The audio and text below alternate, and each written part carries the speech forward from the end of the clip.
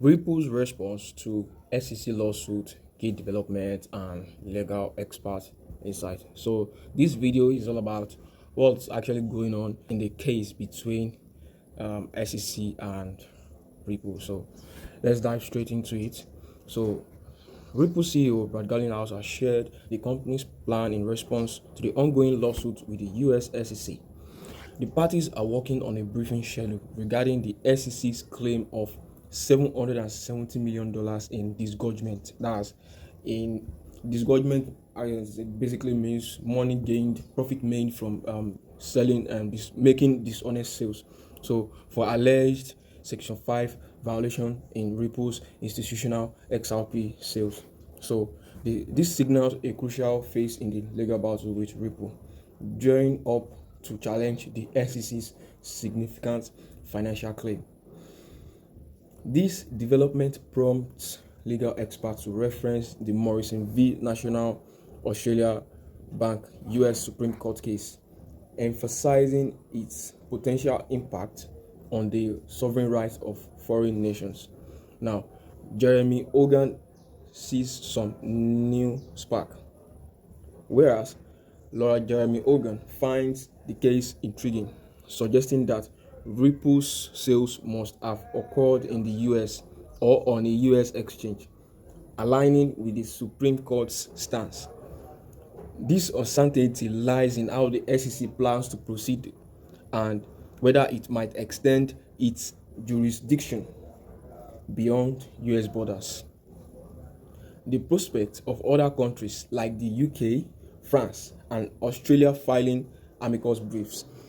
What amicus brief basically means is when a party that are not involved in a case, when they come to influence the judge, decision on a case. Okay, so as witnessed in the Morrison case, adds an intriguing layer to the unfolding legal battle. Jeremy Hogan said this will be interesting as nothing less is at stake than the sovereign rights of foreign countries. The US Supreme Court says that Ripple sales must be in the US or at least on the US exchange. How is the SEC's expert going to get around that? So let's go on. More twists and turns. However, lawyer James Farrell points out that Judge Torres have already addressed this matter by rejecting Ripple's argument in the motion to dismiss the SEC versus Ripple lawsuit. Pro-XRP lawyer Bill Morgan chimed in, expressing skepticism about the likelihood of foreign countries intervening given jurisdictional concerns and the precedent set by SEC versus Governor. So SEC may get disappointment on settlement amount.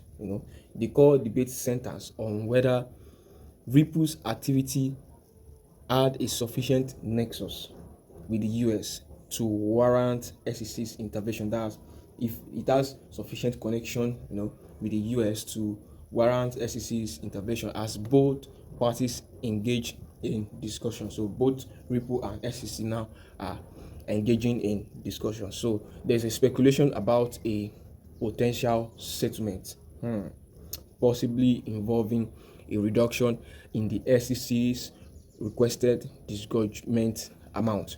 So the intricate details and jurisdictional complexities keep the outcome uncertain, with experts closely watching for further developments in this high stakes legal battle that could have far-reaching implications for the cryptocurrency industry and the application of US securities law. So there is a possibility of a settlement, okay?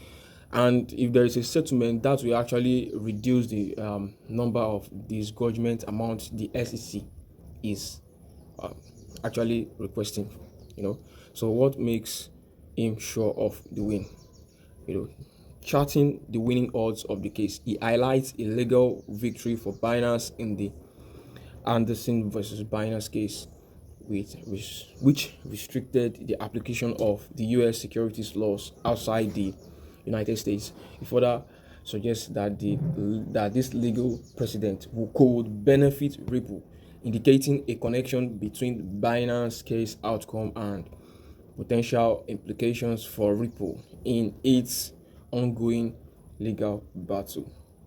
So the X post acknowledges the legal intricacies, categorizing the information as legal nerd stuff.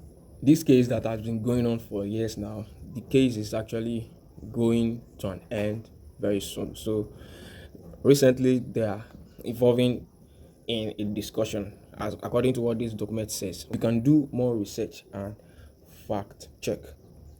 So if they settle, then it will be a win for Ripple, because let's see how there's uncertainty in actually what will go on. So okay, so do more research, stay up to date. If you are new to the channel, subscribe so that you can get future updates. Kindly subscribe. Okay, like this video, give it a thumbs up, share it with your friends and loved ones. I'll catch you in the next one.